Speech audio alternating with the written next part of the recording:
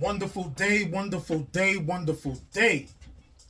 This is your neighborhood Sensei Fouché, telling all y'all to stay woke, but relax, relax, and take notes. We've been focusing in the current following in regards to the inner body. That's where we left off on the last episode.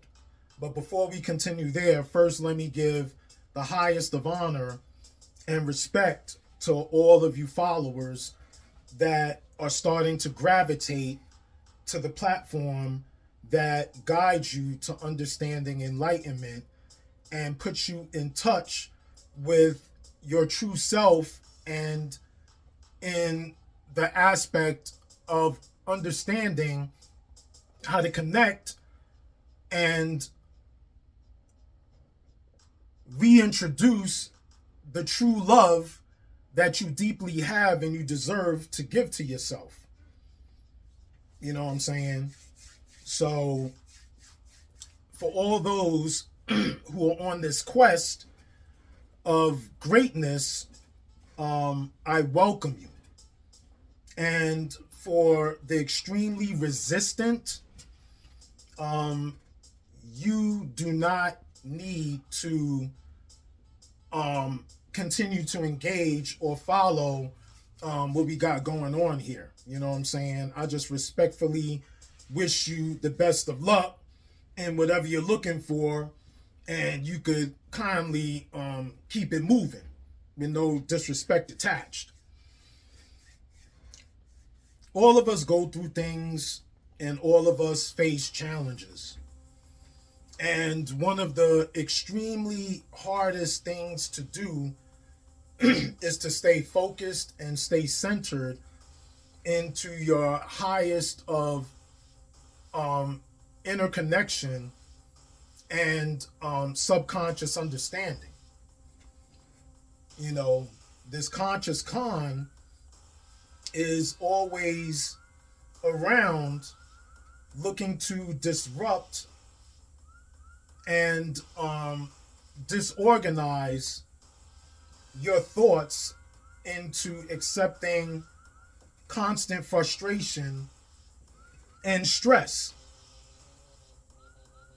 and begging you to engage in destructive coping mechanisms in order to compensate your emotional imbalance.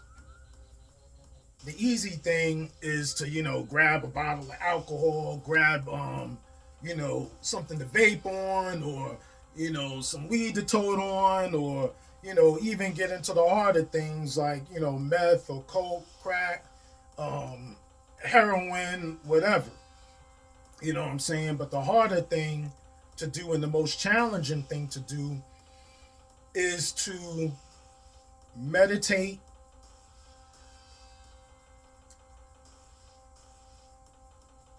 breathe, recenter, focus,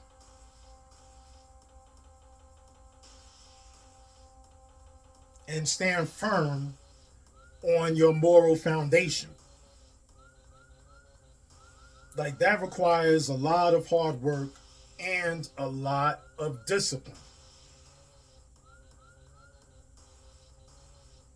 There's a lot of immaturity around us, and that's just the normal standard, because there's a lot of people that are weak and they are highly susceptible in being continuously victimized by that conscious con that lives within them for their living standards. They're more accepting of abusive living than enlightened being.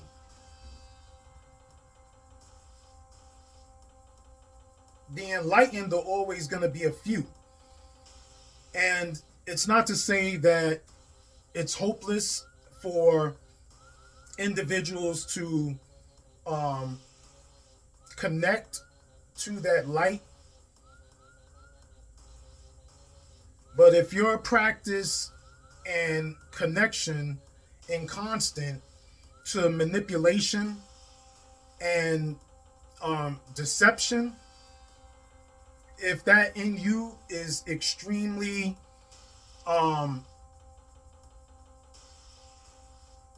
neglected, as far as being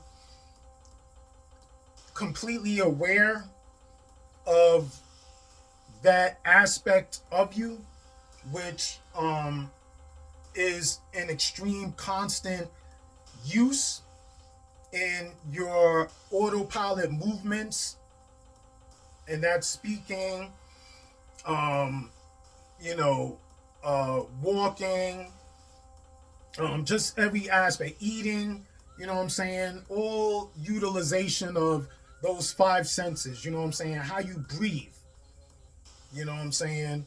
Whether you're very huffy puffy or you're very calm and controlled, in your pace of intaking air and exhaling air.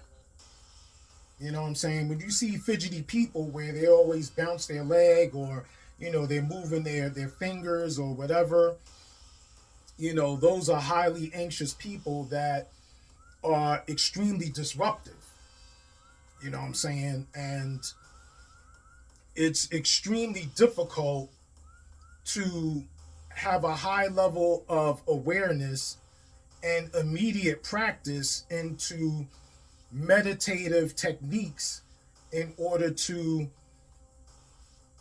decompress and settle you into connecting to your deepest within yourself, your deepest subconscious moral being, your enlightened self. The devil is going to run the autopilot and be extremely demanding to stay in control just because. Like, it's so used to being in control of your autopilot and your everyday movements and consciousness, in relation to controlling your unconscious, that all these problems and your constant I was going to use that word, rash responses, that's simple and easy to re-identify with when you have a limited awareness into the need in the aspect of change to displace that thought reactiveness that stays constant in your living existence.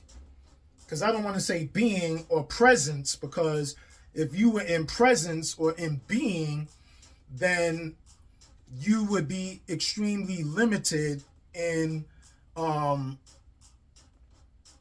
being affected by that dis-ease.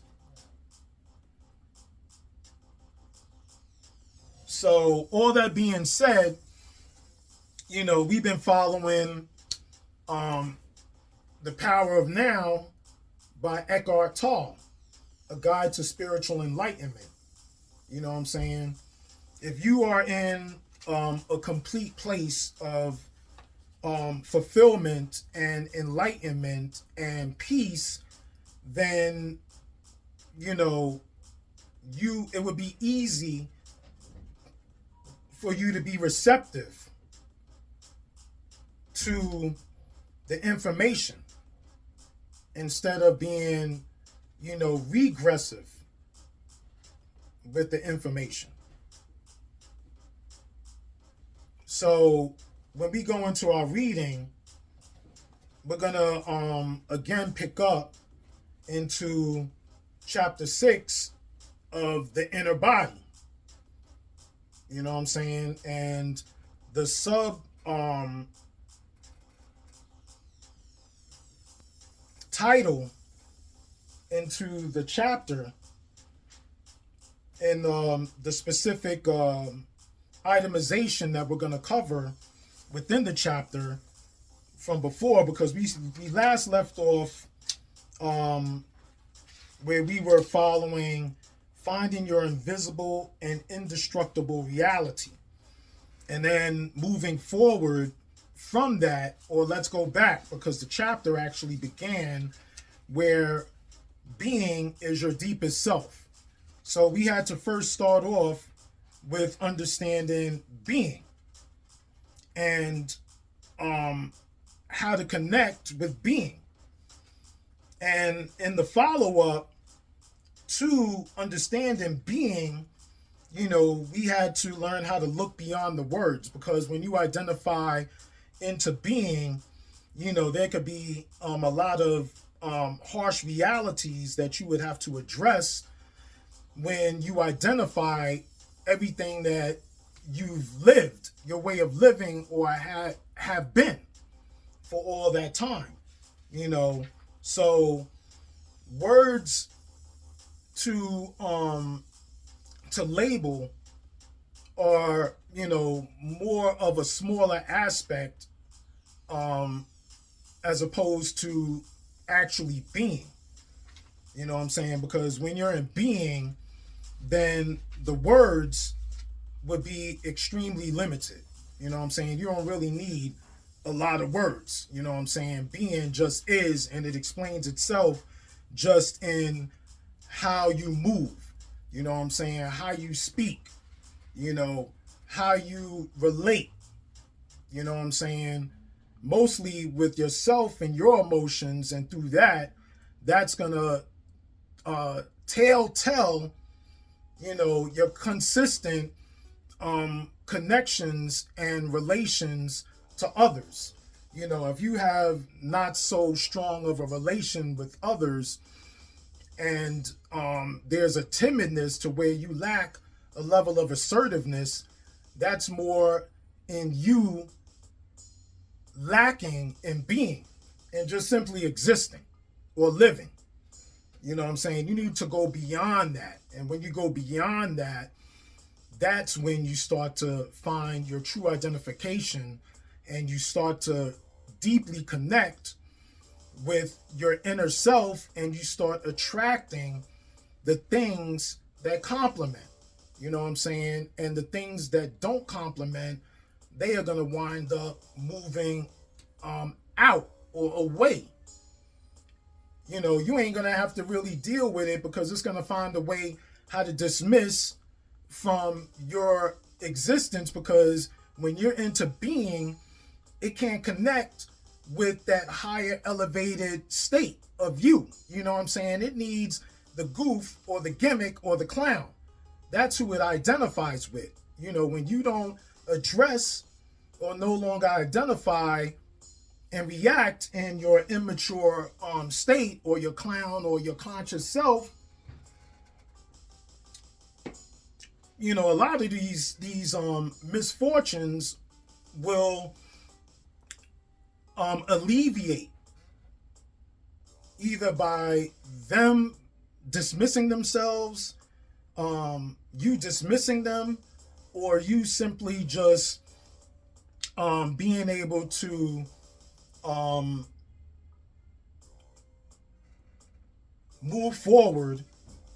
And in your forward moving, like, all these other interactions and connections are gonna automatically direct you in a place where you want to and need to be.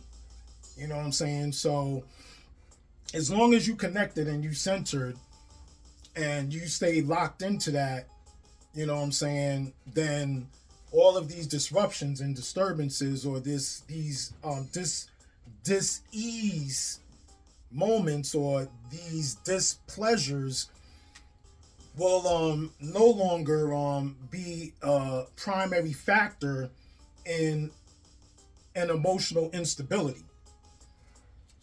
So that being said, we're gonna move forward into transformation through the body.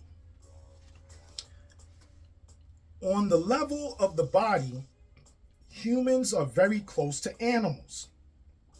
All the basic bodily functions, pleasure, pain, breathing, eating, drinking, defecating, which means pooping, for those who aren't as literate into, synonyms. Sleeping, the drive to find a mate and procreate. And of course, birth and death. We share with animals. All the basic principles of having a form, a mass form of existence. And all of these things, you ingest and then you excrete. That's just a normal process in existing things, or existing beings, living things. They all carry those basic functions in some form. A long time after their fall from a state of grace and oneness into illusion, humans suddenly woke up in what seemed to be an animal body, and they found this very disturbing. You are no more than an animal. This be the truth, staring them in the face. It's too disturbing a truth to tolerate. And a lot of people, when they can't, that's why they get so, vehement when, a truth is identified. You know what I'm saying? It's extremely disturbing to, come to a reality, because a reality, means a change. And when something has been in place for so long, you just are complacent and enabling in, to it continuing to be. Like, you just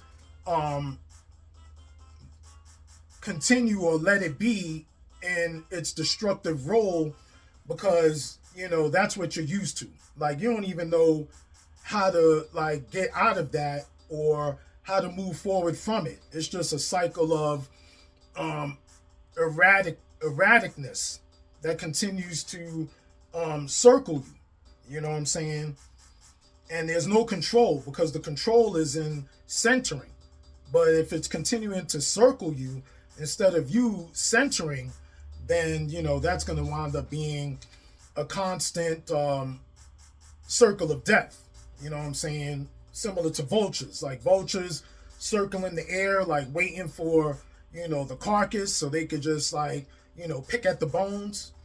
Like, that's pretty much your life. The more that you continue to identify with negativity, misery, and not being honest. And not being honest, you'll continue to hide behind those masks that you think are supposed to protect you, but they always fail you, and that they fail you, but you continue to fall into the autopilot of abuse, that your evil consciousness continues and allows for you to suffer through.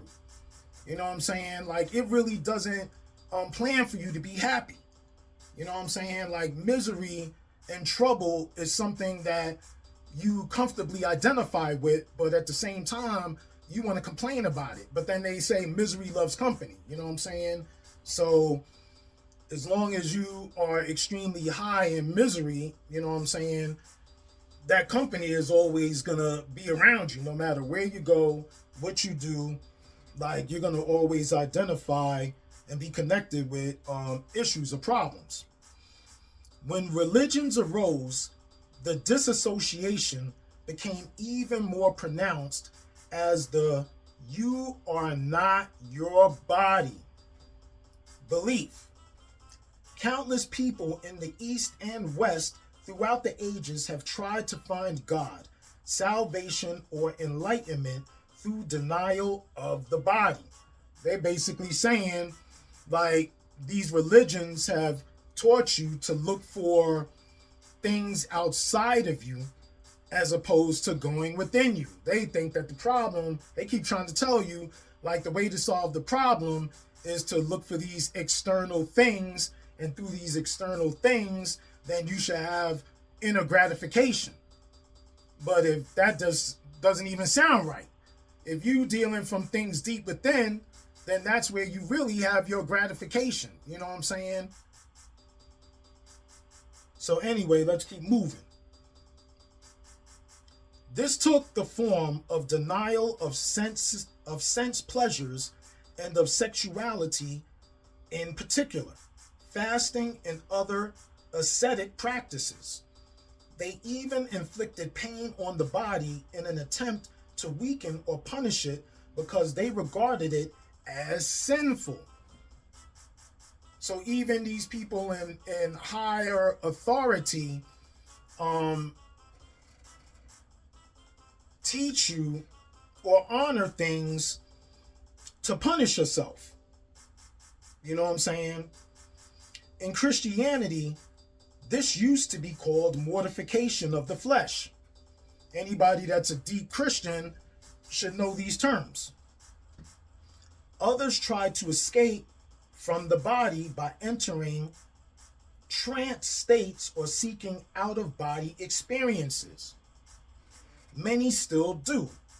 Even the Buddha is said to have practiced body denial through fasting and extreme forms of asceticism for 6 years, but he did not attain enlightenment until after he had given up that practice.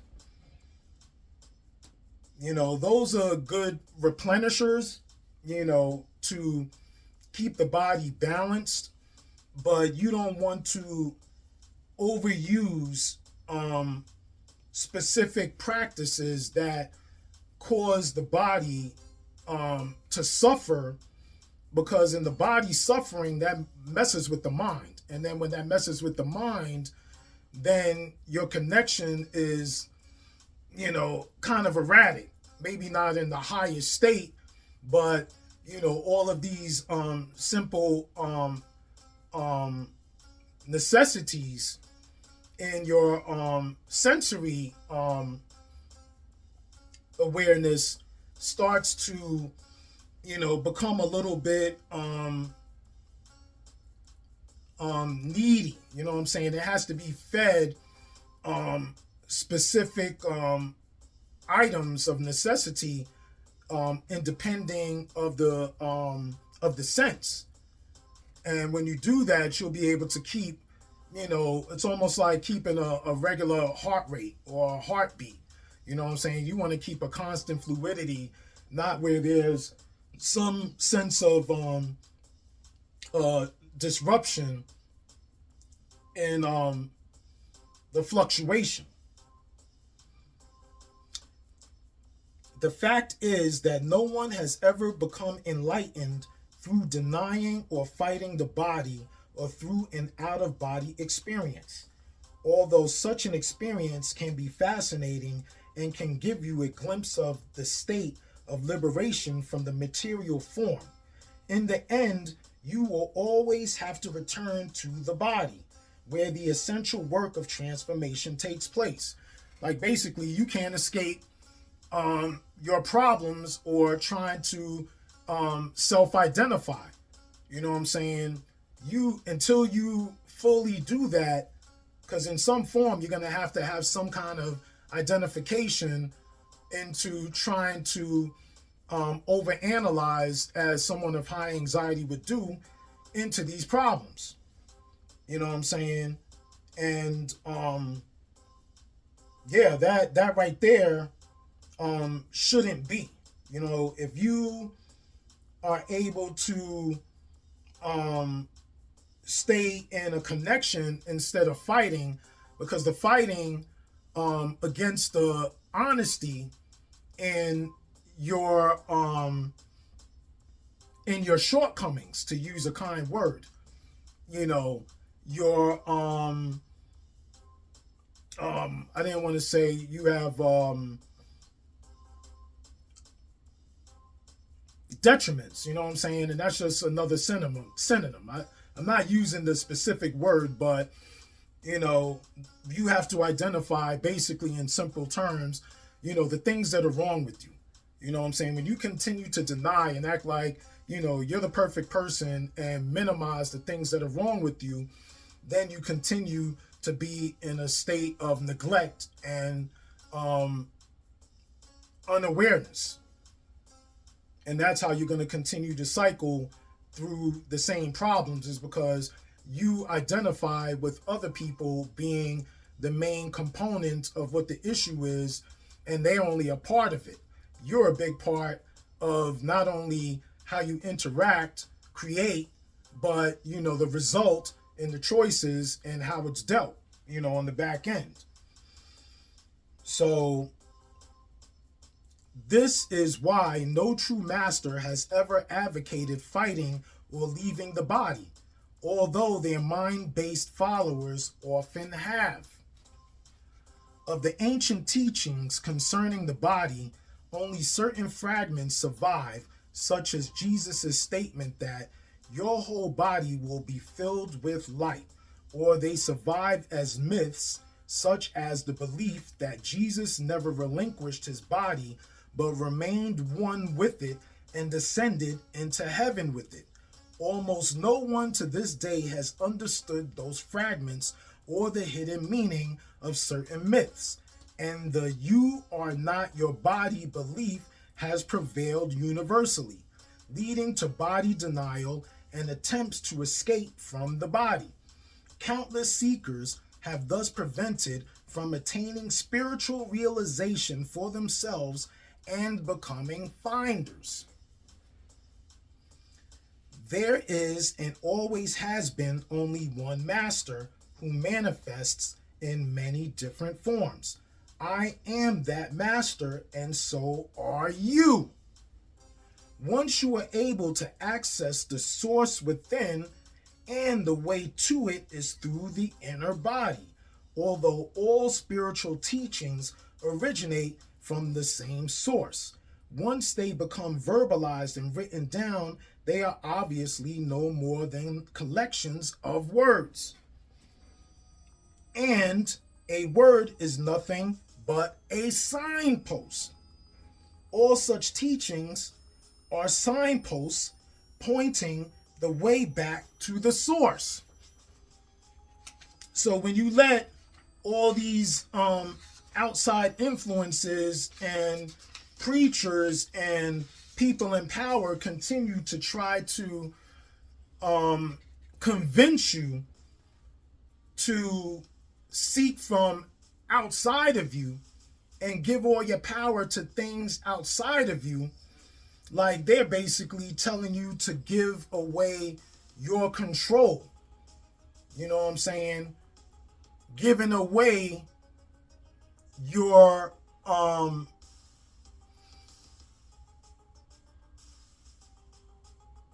calm state. You know what I'm saying? Your high connection of peace.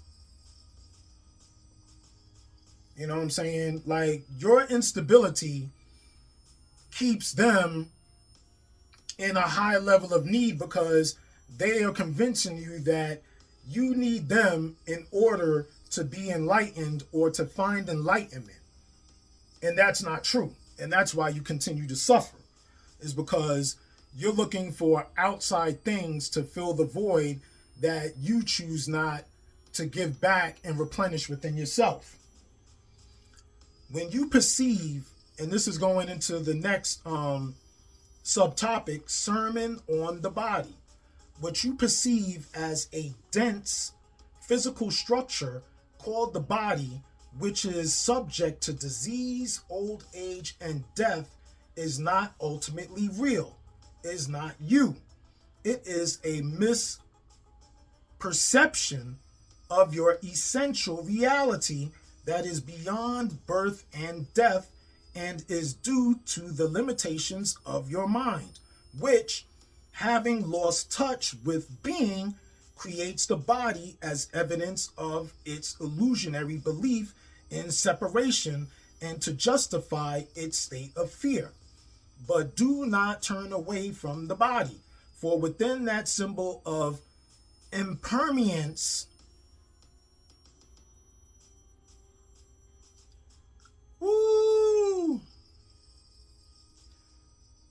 impermanence.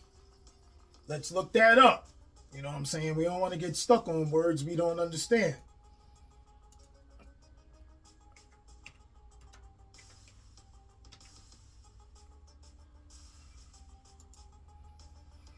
Impermanence, the state or fact of lasting for only a limited period of time. So again, but do not turn away from the body, for within that symbol of impermanence, limitation, and death that you perceive as the illusionary creation of your mind is concealed the splendor of your essential and immoral reality. Do not turn your attention elsewhere in your search for truth, for it is nowhere else to be found but within your body. Do not fight against the body, for in doing so, you are fighting against your own reality. You are your body. The body that you can see and touch is only a thin illusory veil. Underneath it lies the invisible inner body, the doorway into being, into life unmanifested.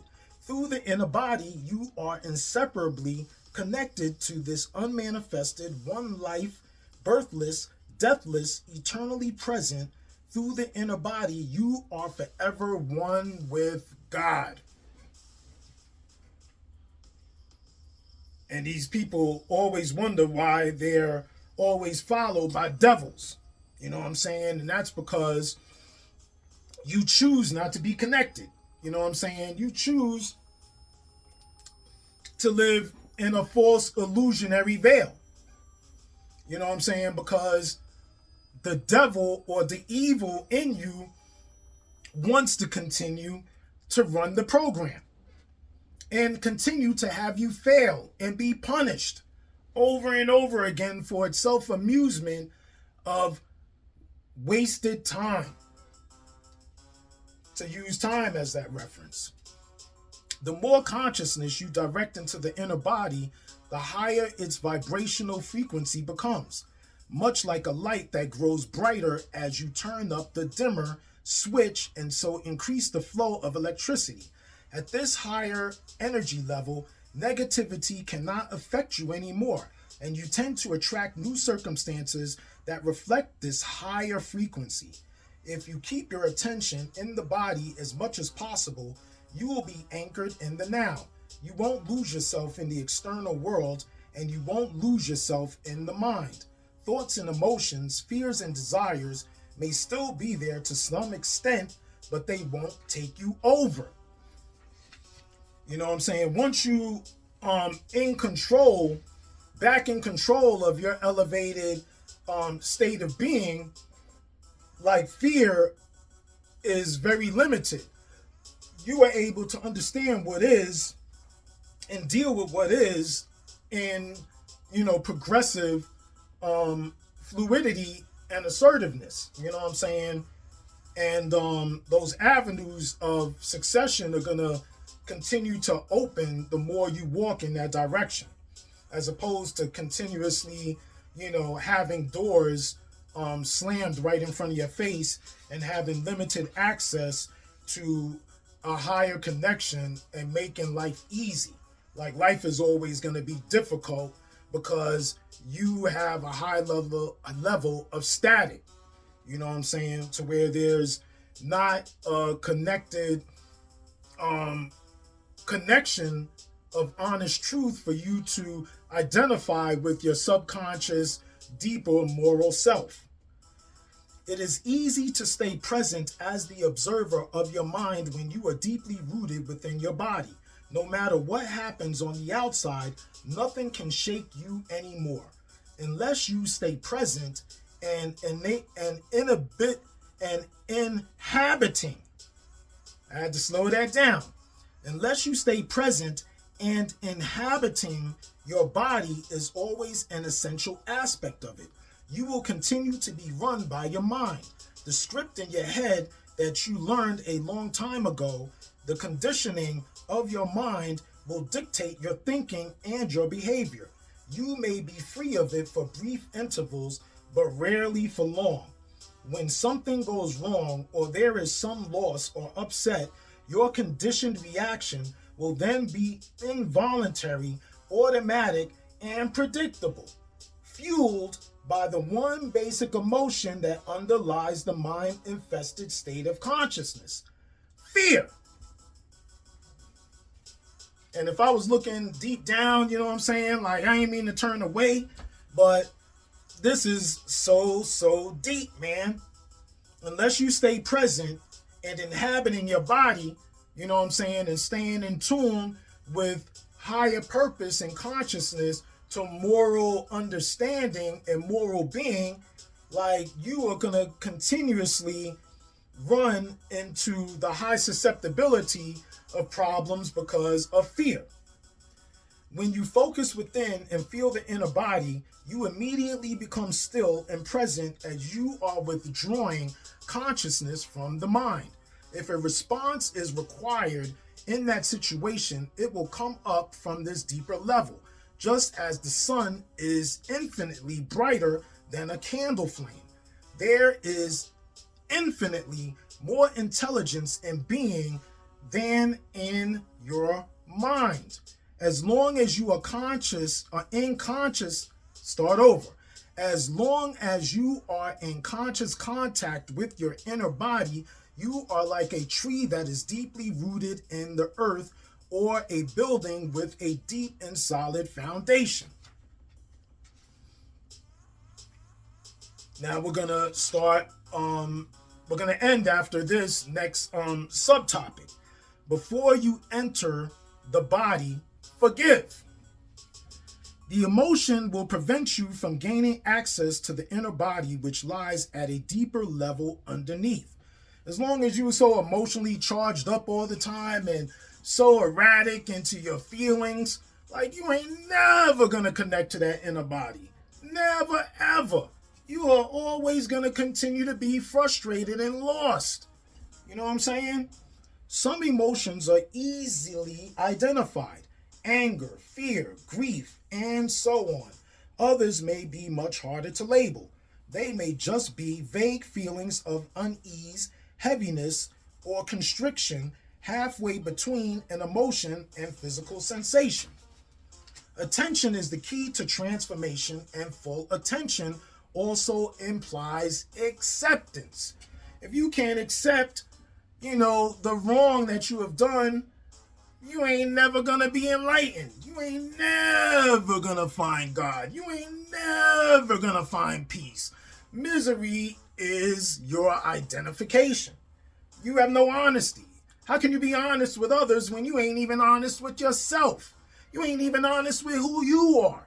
But then you expect to be honest, or other people to be honest with you. Or you say that you're honest to other people, and that's a lie, because you're not even honest within yourself. You know what I'm saying? So you can't be truly honest with other people. In a fully functional organism, an emotion has a very short lifespan. It is like a momentary ripple or wave on the surface of your being. When you are not in your body, however, an emotion can survive inside you for days or weeks, or join with the other emotion or join with other emotions of a similar frequency that have merged and become the pain body, a parasite that can live inside you for years, feed on your energy, lead to physical illness, and make your life miserable. Place your attention on feeling the emotion. Whether your mind is holding on to a grievance pattern such as blame, self-pity, or resentment that is feeding the emotion, it means that you haven't forgiven. Non-forgiveness is often toward another person or yourself, but it may just as well be toward any situation or condition, past, present, or future, that your mind refuses to accept. Yes, there can be non-forgiveness even with regard to the future. This is the mind's refusal to accept uncertainty, to accept that the future is ultimately beyond its control. Forgiveness is to relinquish your grievance and so to let go of grief. It happens naturally once you realize that your grievance serves no purpose except to strengthen a false sense of self. Forgiveness is to offer no resistance to life, to allow life to live through you. The alternatives are pain and suffering, a greatly restricted flow of life energy, and in many cases, physical disease. The moment you truly forgive, you have reclaimed your power from the mind. Non-forgiveness is the very nature of the mind. Just as the mind made false self, the ego cannot survive without strife and conflict. The mind cannot forgive. Only you can. You become present. You enter your body. You feel the vibrant peace and stillness that emanate from being. That is why Jesus said, before you enter the temple, forgive. And we are going to end it right there. A lot of great stuff, a lot of ground we covered, a lot of information that was extremely specific. And yeah, this isn't about trying to knock you. This is about trying to discover the honesty in order for a true redemption to take place into your connection to enlightenment and peace, harmony, honesty. You know what I'm saying? So be extremely self-aware when identifying a lot of your shortcomings or, your faults. You know what I'm saying? You have to truly identify and recognize these faults in order to begin to speak honestly and in openness. When you begin to open up that communication and connection with your deepest of self. You know what I'm saying? But it all starts with having an honest awareness and self-assessing. You know what I'm saying? And this ain't, a beat yourself up practice or exercise.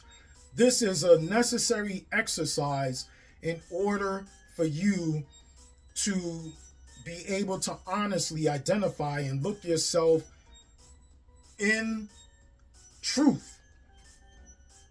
And in truth, that is where your salvation and your freedom truly starts to identify and radiate. You know what I'm saying? So until our next episode, I'm going to just say this is your neighborhood Sensei Fouché, telling all y'all to stay woke, but relax, and make sure you take notes, and make sure you be smooth, and make sure that you love yourself. And if you don't love yourself, be honest and say, I don't love myself, but I want to. And that is the beginning to opening up the door to seek peace, enlightenment, and God. 1.